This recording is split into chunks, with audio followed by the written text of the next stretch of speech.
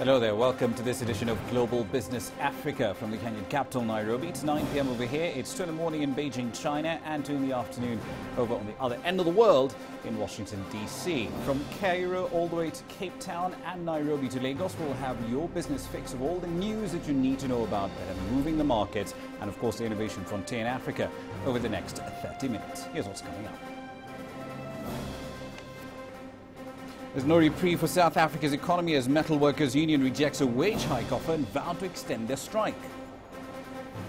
Malawi's newly elected leader, Peter Mutharika, speaks about his plans to reinvigorate the country's battered economy. And we'll also be telling you about a hair care brand that's grown quite literally out of the trunk of a car to be a top brand on the continent.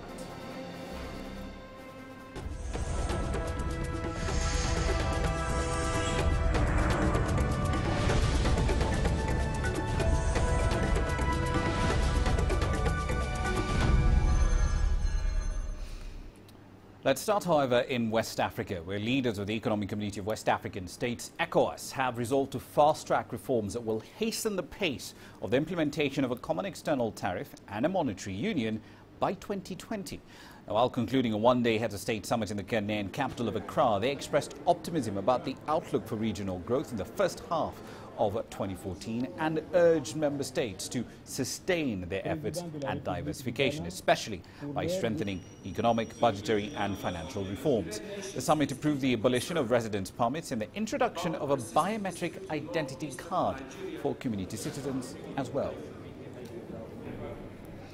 Elsewhere in Africa, the newly elected president of Malawi, one Peter Mutharika, is confident of turning around the country's economy after years of decline. Now, the country, whose budget is heavily reliant on donor aid, has recently been shunned by a number of donors after details emerge of what has been variously referred to as the Cashgate scandal. Now, the president maintains his regime has the mandate to weather the storm. He spoke to CCTV's Beatrice Marshall. Your economic growth, though, last year was at about 4 to 5%, down from 9%, I think, in 2009. First, what led to the decline? And secondly, what is your economic recovery plan? I think what the decline was, obviously, we're not able to export as much as we wanted, and then there are a lot of other difficulties involved with the economy, and I think that's what led. The economy shrunk, there was less manufacturing, with the absence of foreign exchange, you could import manufacturing equipment, materials for manufacturing and so on and so forth. So that made a difference. We will be changing, obviously. One way we're going to do is obviously to expand the economic base. First of all, we need to move away from agriculture, especially tobacco, to other types of products, agricultural products, especially legumes, but also sugar, cotton, and so forth. We need to do that. We need to add value to products like tobacco. We are not adding value or exporting manufactured tobacco. When I was growing up, we used to make cigarettes here. Something happened, we're not making it now. All right, you've just mentioned that you want your economy to grow by about 7% by the end of the year. By the end of 5 years. By the end of 5 years, I believe. But Malawi is highly dependent on foreign aid, making up about 40% of your budget. You yourself have talked about reducing that dependency gradually on the foreign aid. How are you going to do that? And do you think it is a sustainable method, foreign aid for developing countries? Yes, we have to reduce. We're going to aid for recurrent budget, not development budget. In fact, foreign aid comprises 87% of the development budget. And almost every country in the world, there's no country in the world that is self-sufficient. Even the United States borrows a lot of money from China. If China put all its money from the United States, the American economy would collapse. You know that. All the treasury bills in the United States are financed in China. So every country depends on inflows for development budgets, and that will continue in this country. But for recurrent, it's 40%. During our time, we reduced it to 31%, but gone back to actually 41% during the previous administration. We would like to reduce that, and the reality will be, because the budget coming in September, or probably will not have the 40%. You may ask you where you'll get the money. Well, if I was Houdini, I would just do this and get the 40%. But that won't happen. And therefore, we will try to cut expenditure somewhere. We'll reduce travel budgets, both domestic and international. Already, by reducing the cabinet, I'm saving over 20 million a year. How much, though, minerals here are we talking about, and when do you expect to start mining of that mineral? At the moment, to get about 10% of our GDP is from minerals, from mining. We hope to, we have uranium, and we have some coal here, and limestone. We have quite a few. We will expand that. We're discovering more and more minerals, so we'll expand that. And in future, we may have oil and gas, under the lake. We'll try to see whether, in fact, is viable, feasible. So we'll explore all sorts of, but there's no question that we'll be reducing dependency. Now, as far as Brazil is concerned, we still have the so-called losers final and the final proper coming up on Sunday. But Brazil will still be in focus even once the World Cup is over, although for very different reasons. Leaders from Brazil, India, China, Russia and South Africa will have their annual BRICS summit in the South American nation. Right at the top of the agenda for the leaders of those 5 countries is the launch of a $100 billion BRICS development bank. So what will this bank's influence be on the global financial architecture?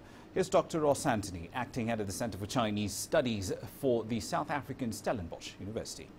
I think it's a very good start, and I use the word start because really it's very easy to just have a club of countries who suddenly decide we're going to have a club of countries and we're going to have a meeting once a year. Well, I would say to that, so what? That's all very nice and well, but you have to do more than that to make it something more substantial. So I think that the BRICS Bank is a very good step in this regard. I think other global institutions and countries in the world will certainly take the BRICS grouping more seriously now that they've taken these steps. Well, we anticipate that they will take these steps. It remains to be seen. But in terms of the bank, as far as I understood, each country would chip in $10 billion US, and it would slowly be topped up to $100 billion, and then there was going to be a different fund of another $100 billion. The idea being that this will help infrastructure projects. On to South Africa now, where the National Union of Metal Workers has rejected the latest employer's offer of a 10% wage hike this year, effectively stretching the strike by over 220,000 union members. They downed the tools, as you might recall, on the 1st of July. They're demanding pay hikes of between 12 and 15%. Now, the strike has dealt a further blow to Africa's most advanced economy. It's still reeling from the aftermath of a 5-month-long strike by the Association of Mine Workers and Construction Workers Union in its platinum mining sector. The walkout has hit component factories that supply General Motors' South African plant, and that in turn has forced it to stop production for the better part of a week. Let's make a quick run through the markets here for you. Now, let's not exactly focus on today's results. Let's look at the longer-term yields here in terms of returns of the year to date. Ghana, the JSE over in South Africa, at least in the top 40 index. Egypt are the only ones that are giving us double-digit returns. Egypt has a high to that lot at 26.49% so far in the year.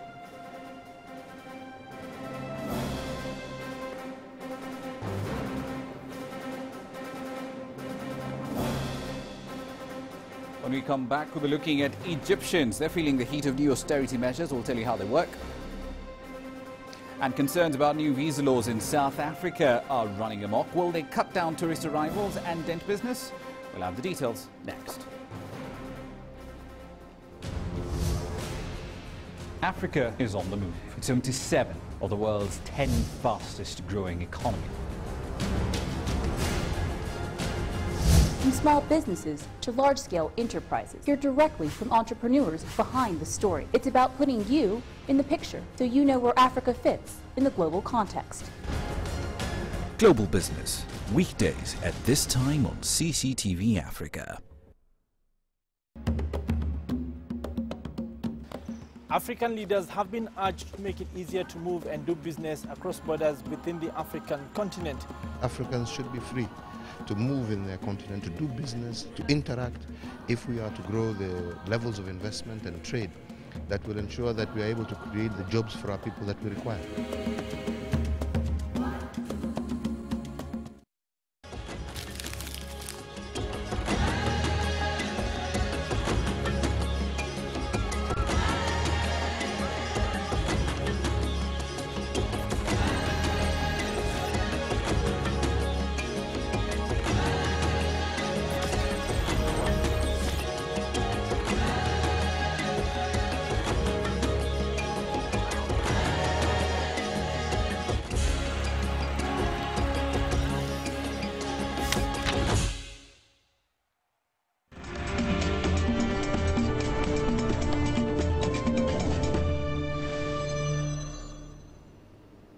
Hello there, welcome to the program once again. I'm Ramanyang in the Kenyan capital, Nairobi. Let's go to Egypt now. It's going through quite the transition period. The government is trying to reform an ailing economy. 3 years of economic and political turmoil have seen no less than 2 presidents kicked out of office and have caused quite a bit of economic damage. This week, President Abdel Fattah el-Sisi announced a batch of austerity measures. Here's Yasser Kim taking a look at how those measures are affecting the popularity of the new man in charge. Massive celebrations and jubilation as Abdel Fattah el-Sisi won elections with a landslide victory. A couple of weeks later, Egyptians were slapped with a 70% rise in fuel and electricity prices and a host of new taxes. They were shell-shocked. I know it's important for the economy, but why now? We have suffered enough, especially the poor. There were no apparent demonstrations or defiance, but Egyptians voiced their anger on social media, even in a funny way, like this caption. It says, "The best way to show affection now is to give your loved one 2 liters of fuel as a gift." But the president is unfazed. I do not want a fake popularity. I can take easy decisions for personal glory and you will pay the price later. No, I am taking the tough decisions that should have been taken years ago to save the country. It's for a better future. The new measures are popular with most experts and financial institutions, but the normal Egyptian is skeptical. Of course he lost a bit of my support. I hope he's doing the right thing. Let's wait and see. In a show of solidarity with normal Egyptians, the president donated half his total wealth and gave up half his monthly salary to the state. It's not like Egyptians were not warned. For months during campaigning and after taking office, the president said that austerity measures are inevitable. Now his popularity lies on whether he will deliver on a promise that Egyptians will have better living conditions in only 2 years.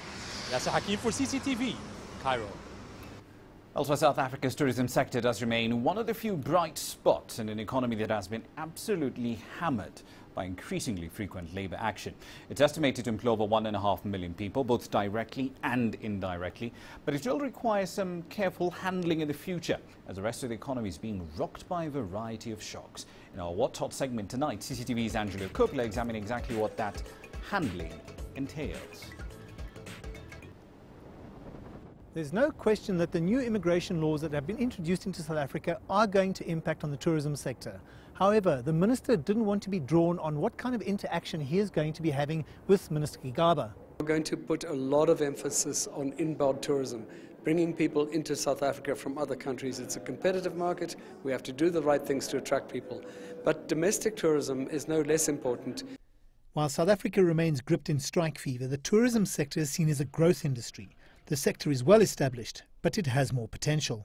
At the moment, it's contributing about 3% of GDP, but if you take its considerable multiplier effects and sort of direct and indirect contribution, then we're looking at more than 9% to GDP.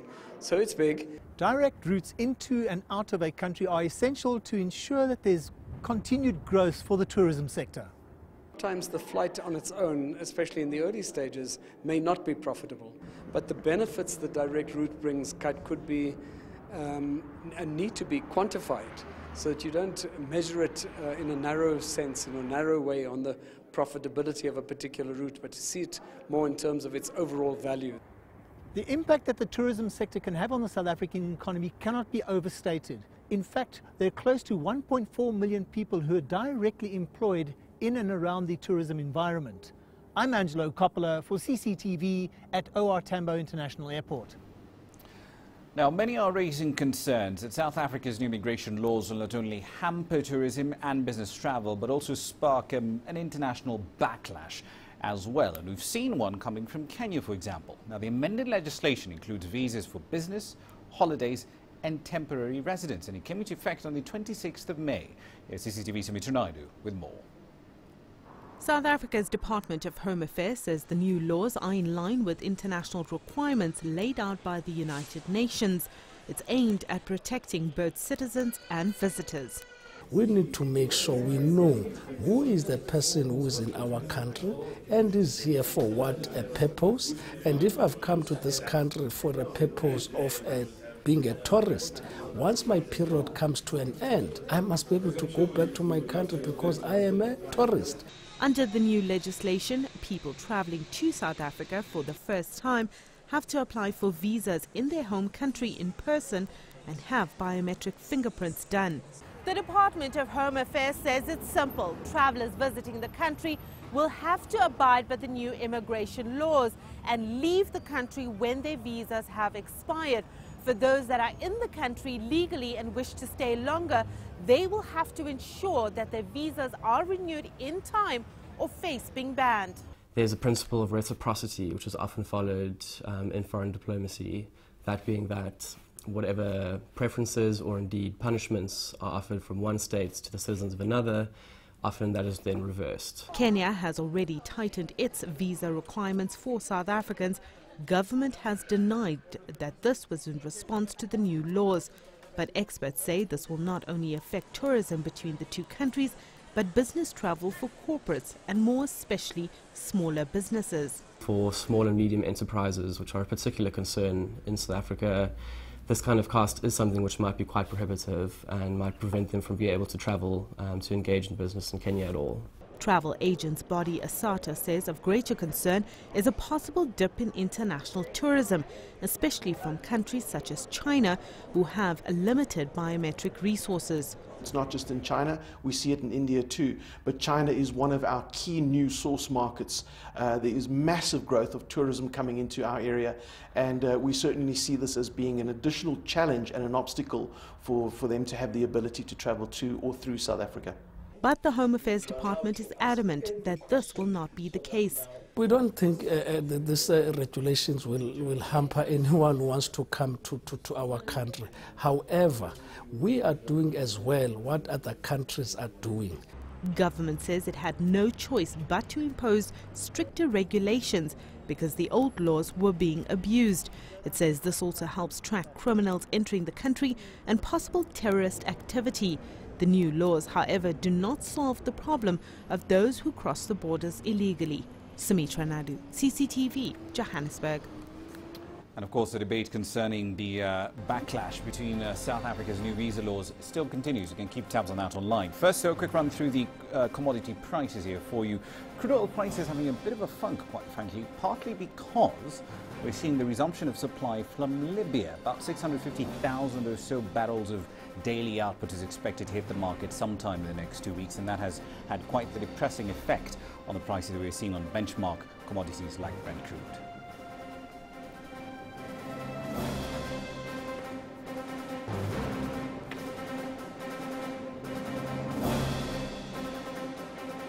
When we come back, we'll tell you about a hair care brand that has grown out of the trunk of a car to become a top brand on the continent.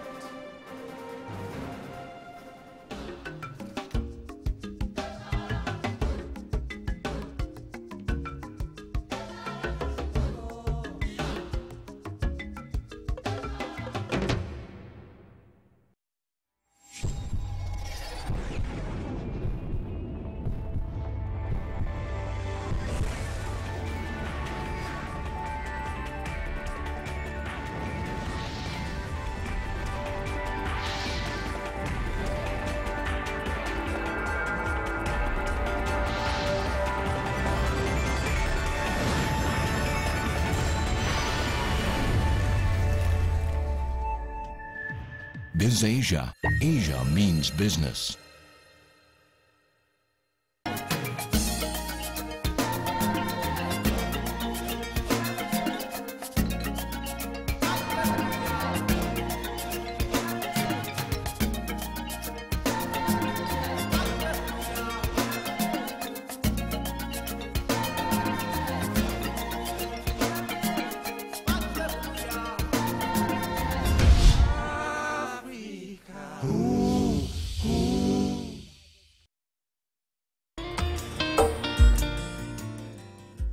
I consider him the epitome of Zambia.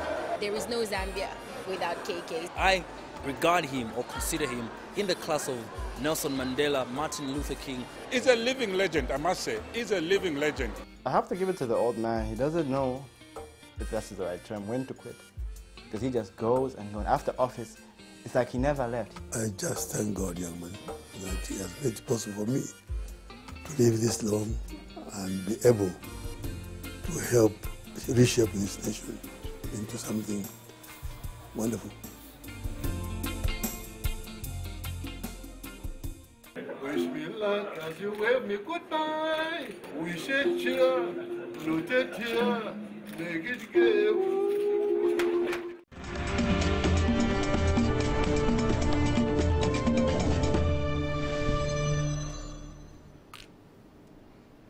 Welcome back to the program. You're watching Global Business Africa from the Kenyan capital, Nairobi.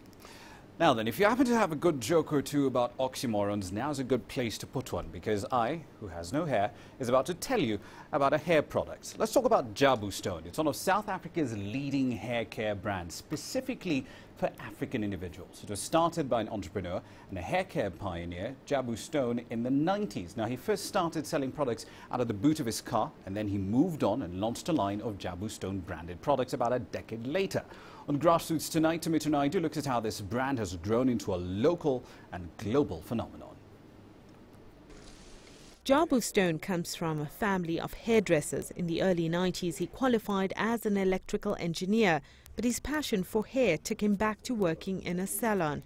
It was then that he realized that African people were trying hard to keep up with European trends by straightening their hair, often with chemically loaded products. When people were using the straighteners, the relaxers, you know, I realized that some of them, they would move from the workstation chair, run to the basin to shampoo the hair because the chemical was like stinging them, you know, burning. This sparked the idea to create a range of natural hair care products that were safer to treat and preserve the natural beauty of African hair.